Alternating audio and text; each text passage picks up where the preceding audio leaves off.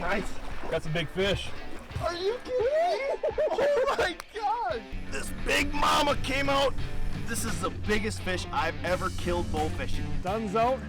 Buff's out, baby. Buff's out. Yes, Good job. What a night. Right there in the rock. Right there's a big one.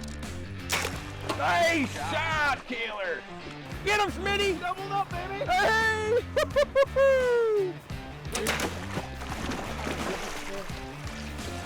Nice shot, man. There we go. We got two of them now. He's a good gator. He's a monster. That's a good gator. Oh, he came a long way. Wait, that was awesome. Wow. How cool is that? Wow. Love bow fishing. Come here. Time for a free boat ride in the AMS boat. Hey. That is right, everybody. Welcome back to the Bowfishing Buzz, presented by AMS Bowfishing and Peamouth Bowfishing as well. My name is Mathew, and of course, here's my good buddy D. Schmitty. How's it going, everybody? This is kind of going to be an awkward podcast. It's gonna be we got what we needed. We got a good amount. We got some content here, but we both just been kind of running around lately. You're gonna be gone next week. I was gone Monday, Tuesday this week. So. And I didn't know you were going to be back today.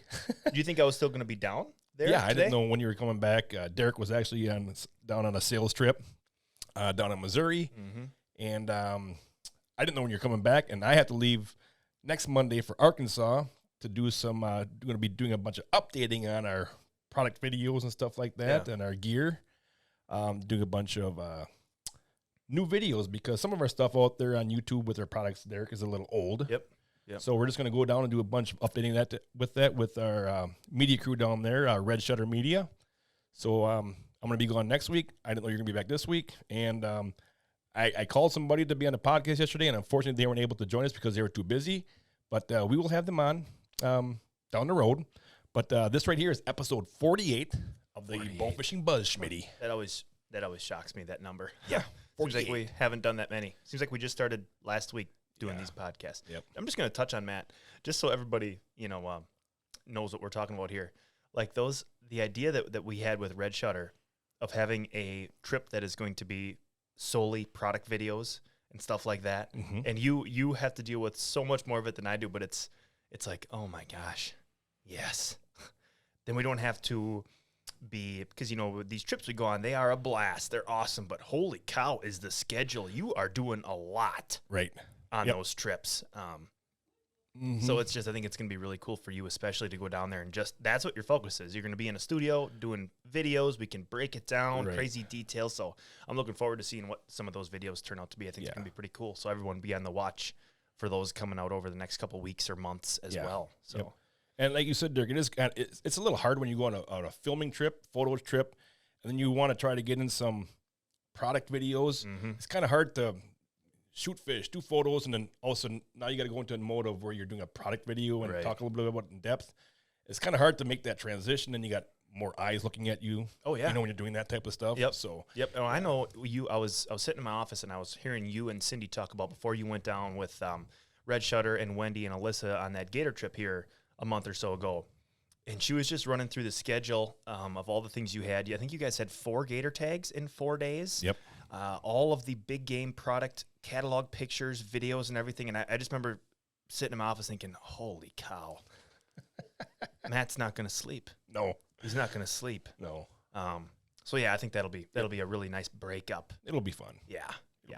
It'll be neat to go down to Little Rock, correct? Little Rock, Arkansas. That's where Red Shutter's out of. So you'll go down there. You and Cindy are going to go down there. So that'll be a fun trip down there to see what the Red Shutter facility is all like too. Right. Mm-hmm. So. Mm-hmm. And I do have to brag here a little bit, Schmitty. Okay. I don't know if I brag, but I'm so proud. Oh, I was so excited, Schmitty. Yes, go ahead, yeah. I was so excited. My wife rifle hunts. She rifle hunted on and off, had the kids. Now they're both graduated and stuff. She came back into rifle hunting last year. We sat together in the stand. She watched me shoot my buck last year. She didn't get nothing. And I've always been trying to get her into coming out and getting into the archery season because she gets cold really quick. Yeah. And I always said, during archery season, the weather's so much better.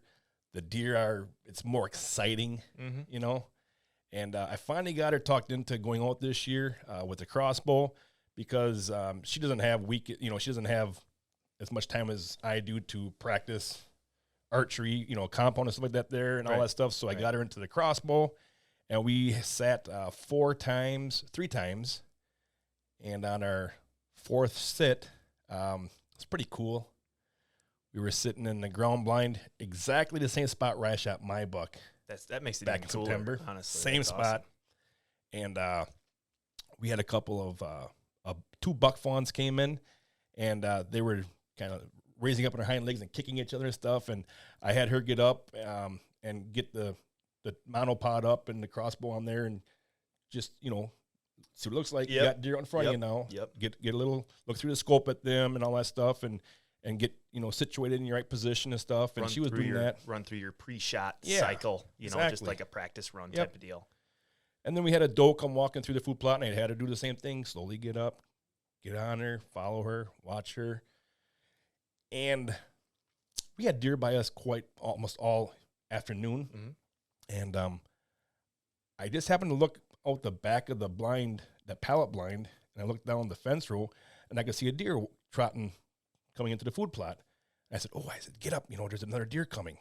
So she got up, and I'm looking on the food plot, and I'm waiting for this deer, and I was like, that deer was trotting, but it should be out here already. Yeah.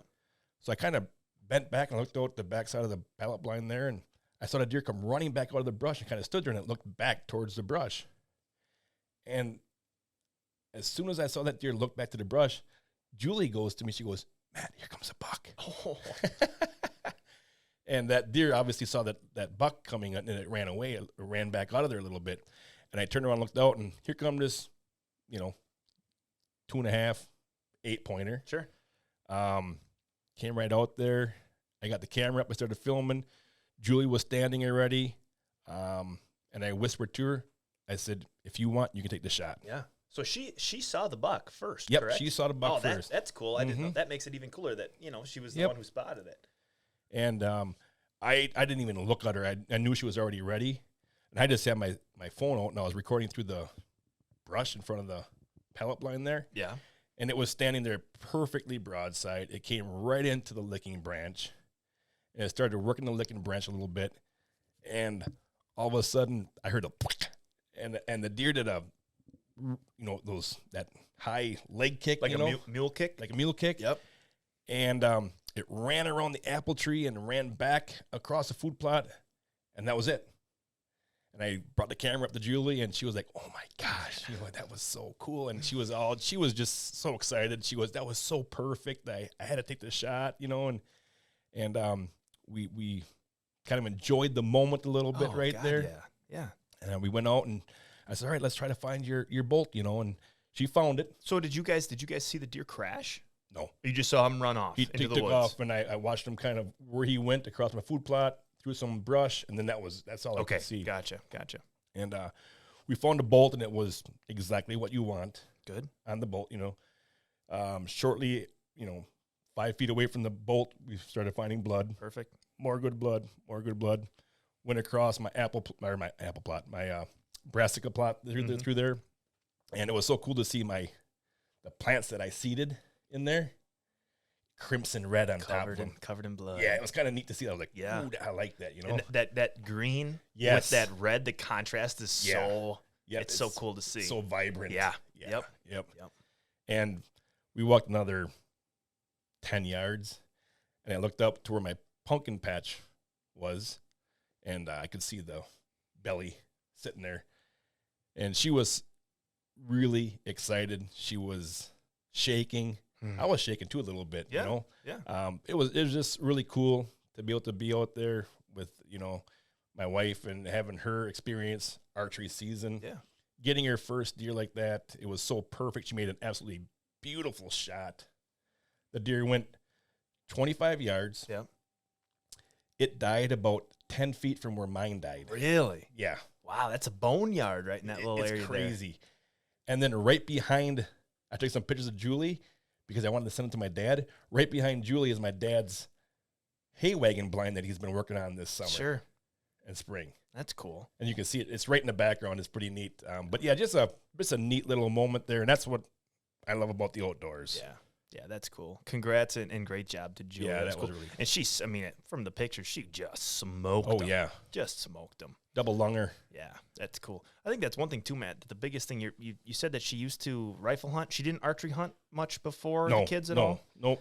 I think when you can like expose a new hunter or someone who hasn't done in a while to the archery season, Right. when you're not hunting pressured deer, you're not hunting deer that are running Yeah. from being shot at across the road or from the neighbors or whatever. Right. And it's just like you're in their element. Mm-hmm. You're not out, trying to force something to happen. You're waiting for things to happen in front of you. Right. I think that's such a cool, different way for people who maybe only rifle hunt or have not hunted in Absolutely. 10 or 20 years. Mm-hmm.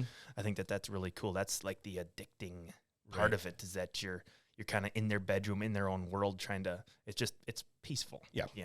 That's awesome. And some people might not understand what we're talking about here. Like here in Wisconsin, you've got 80 acres, then you got a 40, then you got a 120, then you got 80, then you got 100. You have all these little parcels that are privately owned. Yep. So we don't have these here in central Wisconsin anyways. We don't have these large, 1,000-acre parcels where the deer are kind of not pressured as much but come rifle season around here, these deer are getting shot, pushed, walked on, just being pushed all around. They'll come by and their mouths will be hanging out. They'll be, panting and stuff. So that's what kind of you're talking about, being unpressured. There's a lot of people, and I think over the last couple of years especially, it's definitely made a turn in the right direction, but there's a lot of people who are still, brown it down, which if that's what you're doing, that's totally fine. But, those deer get pressured, and like you said, with the small tracts of land, you might have someone that owns 300 acres of land. Well, 250 of them are tillable. And you have a small chunk of woods. Exactly. And then all 8 family members are on that 50 acres. So that's just kind of the typical Wisconsin deer especially rifle here in the season, central Wisconsin this year. Right. Yeah, a lot of farmland. Yep. And another cool part about it, Derek, is Julie and I have been married for 26 years. That's awesome. When we got married, Julie didn't come from a hunting family. Yep. Her brother hunted during deer season once, but the family wasn't into hunting. Mm-hmm. They didn't do none of that. So she kind of was brought into my lifestyle. Sure. Yeah. The outdoors and the fishing and the bow fishing and the hunting and the family getting together at that time of year and shooting deer and taking the deer and getting it processed and eating that and making the hamburger and all that stuff. So, and now she loves hamburger. She loves venison hamburger. She loves all that stuff, snack sticks and stuff. So it's really cool. And you know what I'm doing tonight, Schmitty? Oh, boy. After work? What's that? I got to meet my dad at 3:30. 3:30, okay. I'm taking my 81-year-old dad out to the woods. That's freaking awesome. That's cool. You're taking your wife and your dad out. That's fantastic. So now I'm going to sit with my dad tonight, and hopefully we're going to try to do some hunting because now it's prime time, of course, end of October and all that stuff. So I'm going to be doing a little sit with my dad, and hopefully I can get one of his kills on camera. Yeah, that would be spectacular. It would be really cool. That would be spectacular. Really cool. Speaking of it being prime time, last night driving home from the airport at 12:30 in the morning. Yeah. Oh my gosh, you're dodging deer on the road. Really? There were deer running small buck. You see a doe run up, and you're like, oh, there's a doe. Oh, there's a Get small ready. buck. Yep. So you gotta be careful on the roads this time of year too. yes. So, but it's getting close. I mean, these last couple days of October into November obviously is going to be prime time. So Right. And I know we're talking a little bit about archery here, but we are in our off season. And we wish, I'm sure, a lot of you are also bow hunters and all that stuff. And we wish you the best of luck out there on your hunting journeys this fall. Yep. Because, man, right now is just a blessed time to be in the woods. oh yeah, the weather is good. It's just there's something magical about this time of year. Yeah. Yep. So we're going to get into a little bow fishing news here. Of course, we've got to run through our BAA records. Got some kind of interesting ones here. do we got some strange species Yeah, or we do. Okay. Some crazy critters. Cool. Crazy critters. You want me to start it out here, Matt? Sure, go ahead. All right. So first, congratulations to Andrew Shirato on his BAA World and Idaho State record, Peamouth Chub. I'll repeat that again. BAA World and Idaho State record, Peamouth Chub, weighing in at 1.12 pounds. Congrats to Andrew on your Peamouth Chub. Peamouth Chub. I never heard of a Chub. Peamouth Chub. Me neither. But that's a cool thing about these records. We learn about these different species. Absolutely. Then we've got Grant McNeils on his BAA, Minnesota State record smallmouth buffalo, weighing 29.9 pounds. Cool. Congrats to Cole Poplin on his BAA South Carolina State record river carp sucker, weighing in at 5 pounds. Next, we've got William Ard on his BAA State record sheephead, weighing 2.2 pounds, and his BAA State record flounder, Wow. 2.2 pounds. That's crazy. He's got 2 records. They're Alabama, Okay, Alabama, gotcha. and they're both identical weights. Yeah, reading through that, I'm like, what am I reading? Sheep's head and wow, that is crazy. And- Both 2.2 pounds. So I kind of looked at the pictures there on the website to see, if the fish were equal in size, and they are. Really? Yeah. Wow. Yeah. A sheep's head at 2.2 pounds and a state record flounder at 2.2 pounds. 2.2, that's his lucky number. 2.2 for William Arndt. Congratulations on your record, man. Cool. Addison Lay, congrats on his BAA New Mexico state record channel catfish, 1.8 pounds, and his BAA New Mexico state and world record. Yep. I had to hesitate before So I reading said, yep. that. On his BAA New Mexico state and world record largemouth bass Yep. at 2.4 pounds.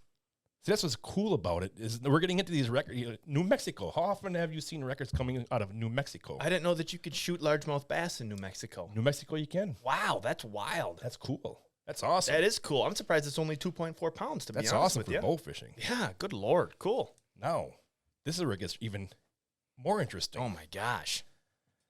Congratulations to Mariana Lay. Well, there's got to All be right. a relation A here. little bit huh? of relation there on her BAA New Mexico state record gizzard shad, Mhm. weighing 1.2 pounds. Her record mere carp, weighing 4.8 pounds. Wow.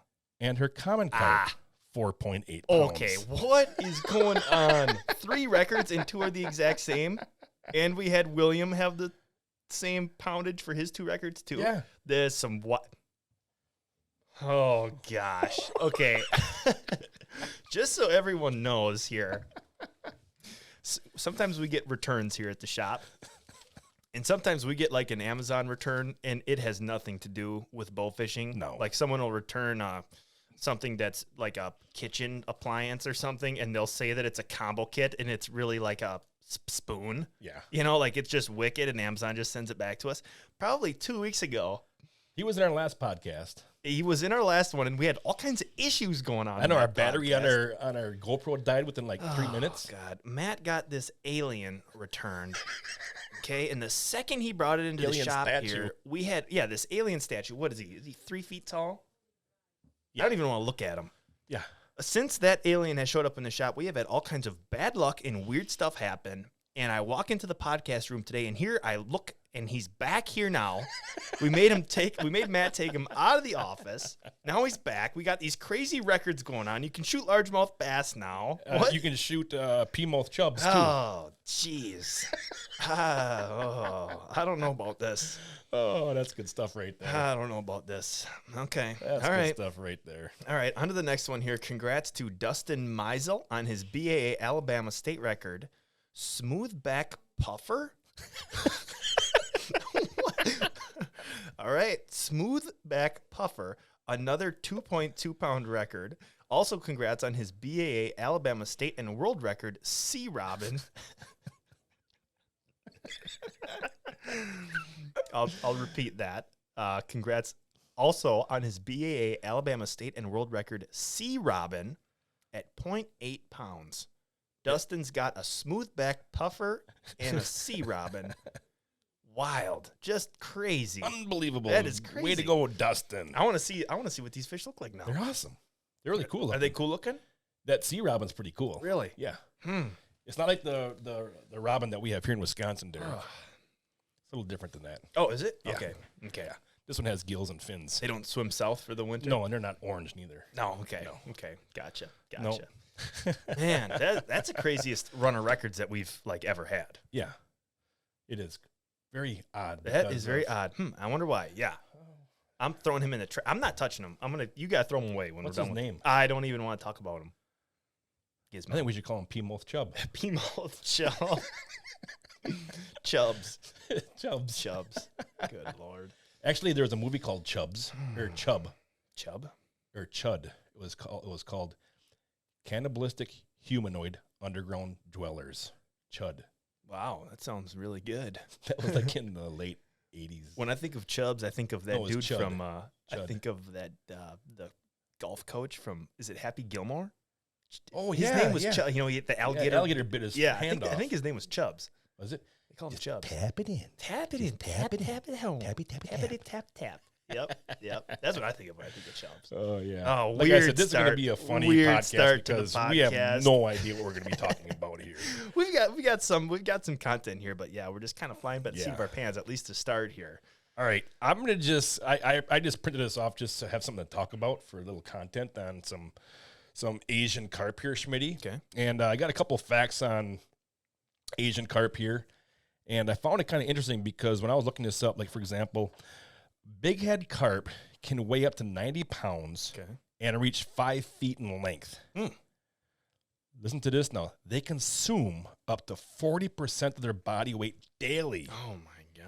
Eating the food supply which native and sport fish species depend on. I wanted to bring that up because big head carp can weigh up to 90 pounds. That's a giant fish right there. That's a giant fish. Yeah. Freshwater fish. Yep.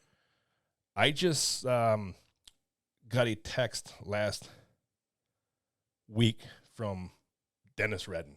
Okay. Commercial fisherman down there in that area. Okay. Is holding up. He's in his netting boat, okay? Yep. Big long boat. There's a bunch of fish laying all over inside there. He netted a bunch of Asian silvers and big heads. He's holding up the biggest big head that I have ever seen. The thing is just ginormous. And it's big. Really? Did he put a scale to it? He did, and Dennis said over 100. Oh my Lord. And then a couple hours later, he sent me back a text at 103. The thing was just ginormous, just huge. The girth on that thing was just incredible. I didn't know what the girth was on that fish because that's a heck of a fish. That's crazy. That's wild. Yeah. I gotta see that picture. Yeah. That sounds crazy. I gotta show you Wild. that. Mm-hmm. Okay. Some more facts here. Grass carp can weigh over 80 pounds and top 5 feet in length. They can eat 20 to 100% of their body weight daily in aquatic vegetation, impacting aquatic and wetland habitat for native species. Yeah. I mean, think of that. Think of a 30-pound grass carp eating up to 30 pounds of vegetation a day. That just blows my mind. Think of how fast the native habitat for game fish just disappears when you have a population of grass carp in a body of water. And you might ask, well, why? That's not, what's the big deal about that? That's where all your small fry hide. Yeah. So they're not getting eaten by bass and pike and muskie. Yeah, that's where game fish spawning happens. You know, the whole deal. If they don't have habitat to do it, it's not going to happen nearly as successful as if they had that habitat. Mm-hmm. Yep. And then also, recent studies have predicted that silver or Asian carp could thrive in Lake Michigan and Lake Erie if they became established, where they could spread to connected inland rivers, lakes, and they could jeopardize the lake's $7 billion annual sport fishing economy and the freshwater ecosystem of the Great Lakes regions. Honestly, Matt, I don't know how. I mean, isn't that just seem like it's just going to happen sooner or later? Yeah. I mean, isn't that just a sad thing to think of? But when I think of how fast they can spread and how invasive they are and how they reproduce, it's kind of like, well, it just seems like it's a matter of time. That's what it is. It's terrible to think of that. $7 billion industry could get hit hard. If that becomes an issue. Yeah. I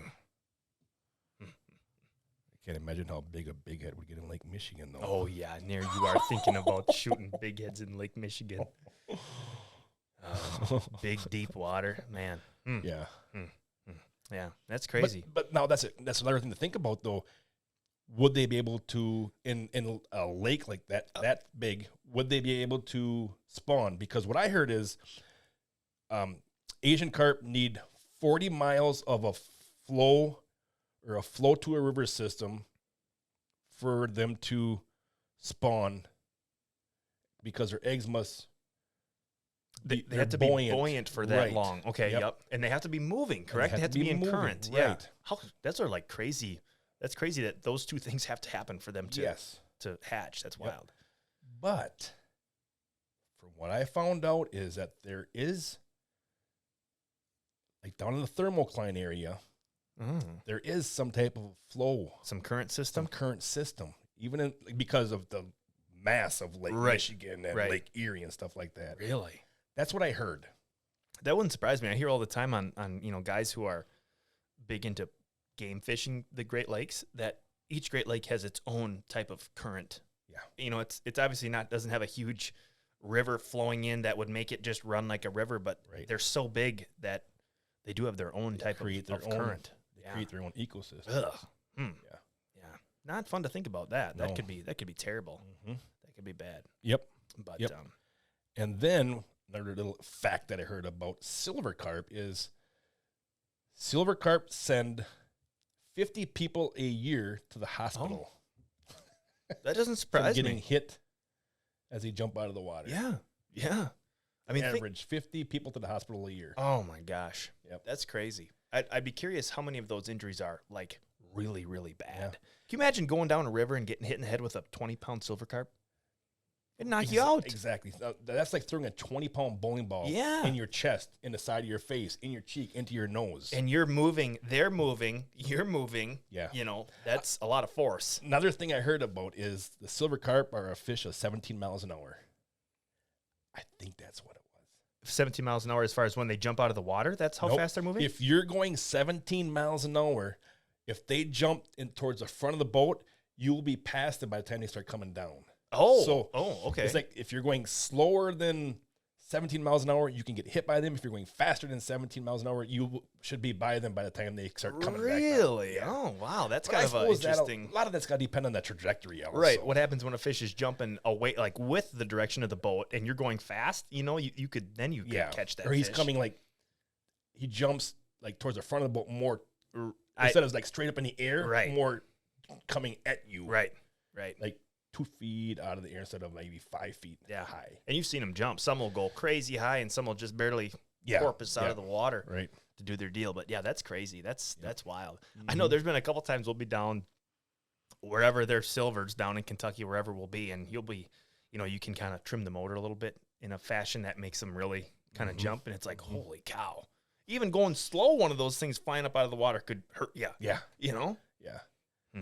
Yeah, especially when you're going down the rivers with big heads, no lights on.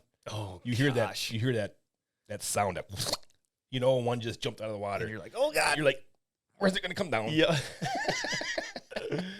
Oh man. Yeah. That's crazy. So, that's crazy. It's kind of interesting there. You started us off there, Matt, on some fish facts. I've got a couple of facts that I'd like to ask you. Actually, maybe kind of like a second installment of some AMS Bowfishing Buzz trivia. Trivia time. Yeah. Trivia time. So I figured that'd be a good way to do the rest of this podcast here. So I have 8 questions. I'm going to be asking Matt 8 questions. We've got GoPros beeping GoPro just died again because this alien's got a. Oh boy! Now that one's probably going to die in 5 minutes because you refuse to take that bad luck charm out of here. It lasted longer this time. Oh yeah, a full 20 minutes. When I turned it on, it was at 89%. See, that's something's weird there. Yeah. We got a bad battery or something. I tried multiple batteries. That's weird. We all know what it is. We got to get old Gizmo out of here. But Peamouth Chub back there. Peamouth Chub's just sucking the battery out of everything. That's his name, Peamouth Chubs. Okay. Well, anyway, we better hurry up so our battery doesn't die. Yeah, we gotta go. We gotta go quick. So, Matt, I'm gonna ask you 8 bowfishing questions here. All right. Some are multiple choice. Some I'm just hoping that you can maybe rattle it right off the top of your head. All right. For everyone who is listening, feel free to keep score at home. See if you can beat Matt on the trivia. if you guys have any questions that you guys would like to be asked on trivia, by all means, send them in. We'd love to put them on the show in our next trivia segment. Probably won't be anytime soon, but a couple, weeks down the road, we might certainly have another installment of the AMS Bowfishing Buzz Trivia. So, before we get started, I got this on. I forgot about, but I just remembered it now. okay, yep.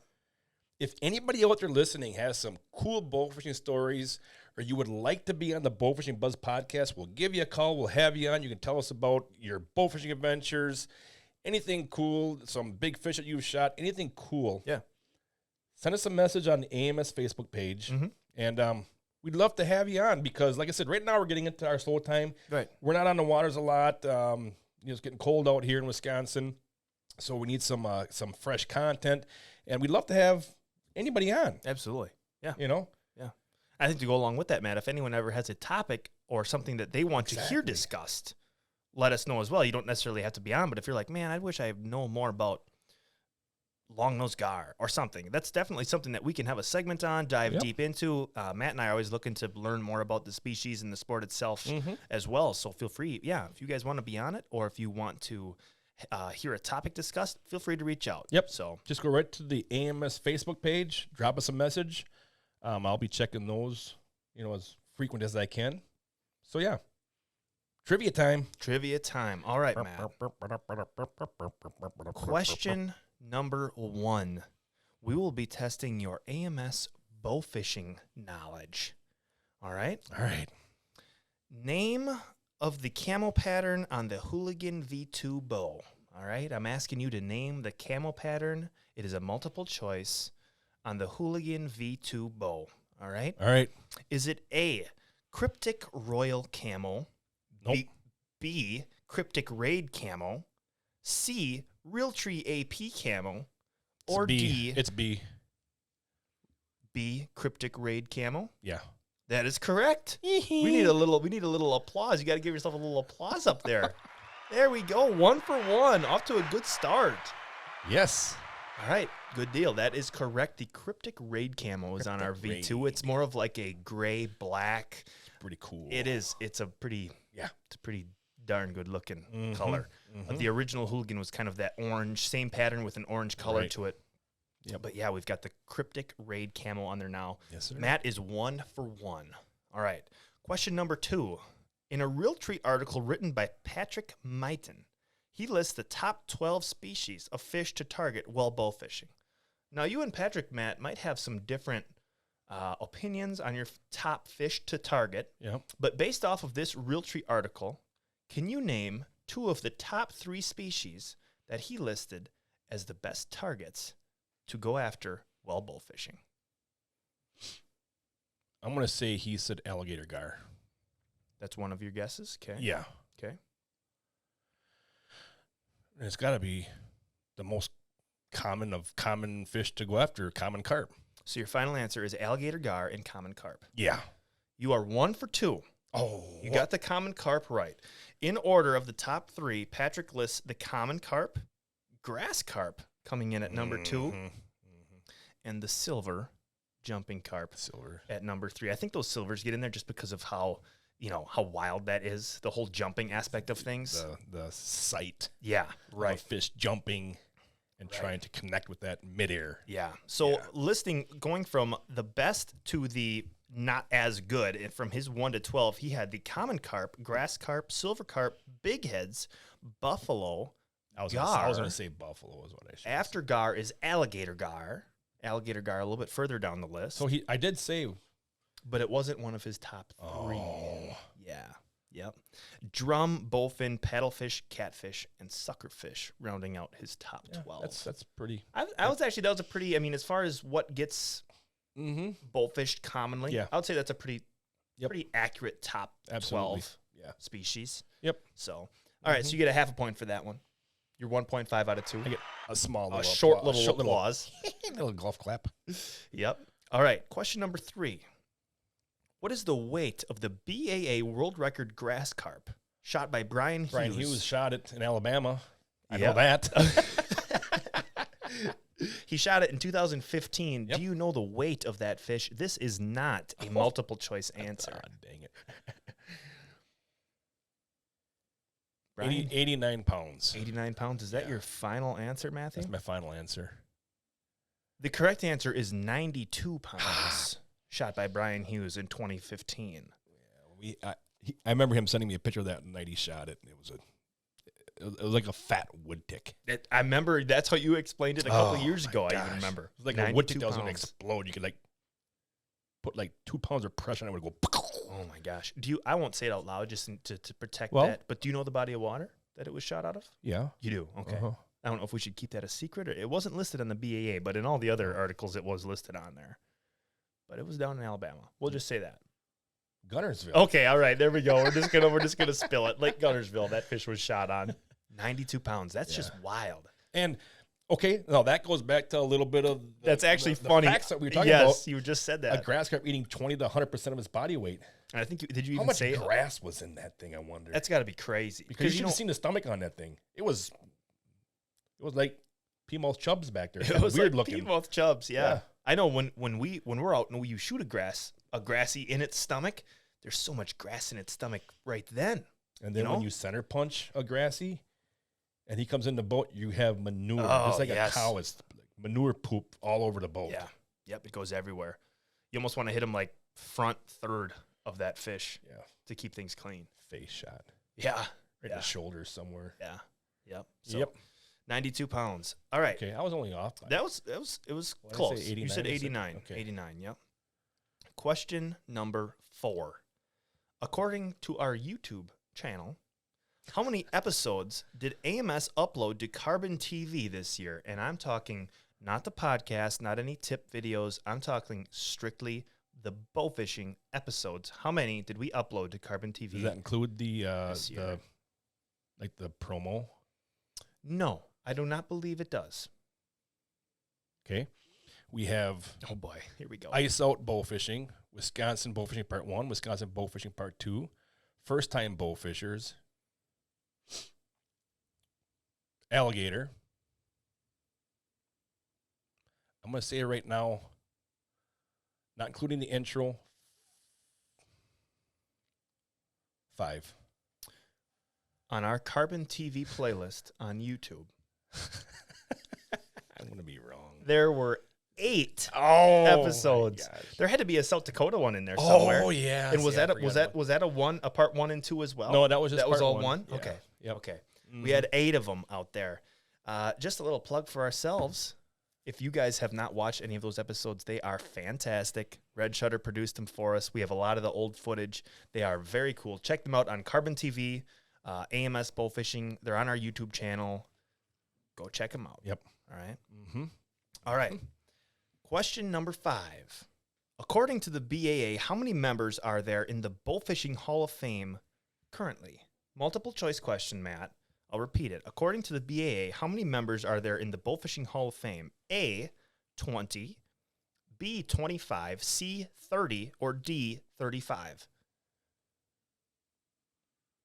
C. C, 30, final answer? Yeah. The correct answer Probably D. is B, B. 25 members. 25 members. I actually know one of those members very well. He's actually sitting right next to me. Oh, Mathew Schillinger in the Bowfishing Hall of Fame. There are you and 24 other members in the Bowfishing Hall of Fame. So there's 25. 25. Next year there'll be total. some more. Yep. Yeah. Question number 6, Matt. I apologize to everyone listening because this is going to be a very hard scientific name to pronounce. Okay? Hey, I'm on a roll already. I got one right. That is very true. Question number 6. Hypophthalmoclitis molitrix. I'll repeat that. Okay, repeat that. Hypophthalmocitis. Hypophthalmocitis molitrix. Hypophthalmocitis molitrix is the scientific name for what species of carp? A, common carp, B, grass carp, C, silver carp, or D, bighead carp? I'm going to say a big head. D, bighead carp, final answer? Yeah. I want to say that sounds like above eye or something like that. Hypophthalmocitis molitrix is the scientific name for C, the silver carp. Carp. Does that have something to do with eye in it? Not that I saw. I thought it had something to do with their aerial presence. Okay. That's what that I don't know which part of that hypophthalmitis has to do with that, but that was in the description of that scientific To me, it term. sounded something that kind of reminded me of something like upper eye or something We were looking at something like that. I'm not sure if we had it on a previous podcast, and that scientific name for the big head did reference that upper eye. Yeah, something like that. Yep. So, but the About the eye being hypophthalmitis so high. Right. Up. Yeah. But the hypophthalmitis mellitrix is the scientific name for the silver carp. Okay. Yes. I'll put that in the back of my mind and remember that. You might need to really know that.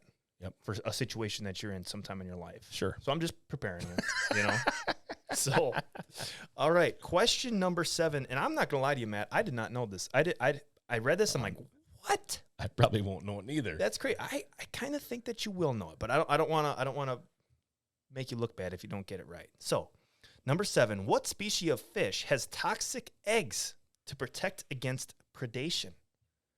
A, alligator gar, B, longnose gar, C, quillback, or D, the red horse sucker. It's one of the gar.